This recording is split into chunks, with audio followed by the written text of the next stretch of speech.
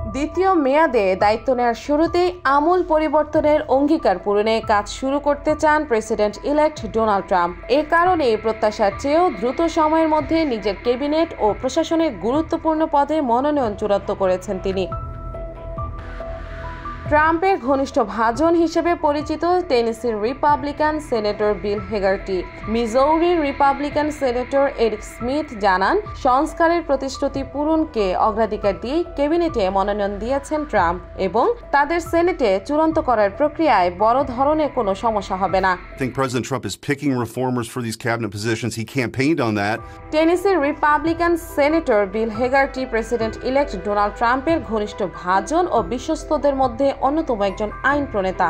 নির্বাচনের আগে পরে এই রিপাবলিকান সেনেটর ট্রাম্পের ঘনিষ্ঠ হিসেবে কাজ করে যাচ্ছেন। দ্বিতীয় মেয়াদে হোয়াইট হাউসে ফেরার পথে ট্রাম্প তার প্রশাসনের বিভিন্ন গুরুত্বপূর্ণ পদে মনোনয়ন দেওয়ার কাজ শেষ করেছেন।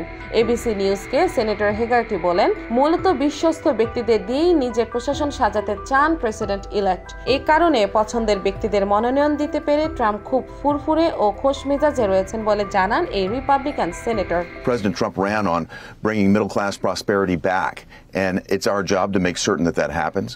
President Trump received a massive mandate, as you know. নির্বাচনে দেশের মানুষের জন্য আমূল পরিবর্তন আনার যে ম্যান্ডেট নিয়ে হোয়াইট হাউসে ফিরতে যাচ্ছেন ট্রাম্প, সেটি করে দেখাতে মরিয়া। এই কারণেই প্রত্যাশার চেয়েও দ্রুত সময়ে নিজের ক্যাবিনেটে ও প্রশাসনের গুরুত্বপূর্ণ পদে মনোনয়নের কাজ শেষ করেছেন president elect. Here's a chance to actually step up and do what President Trump proved in the first administration when you served there, and I did, Larry.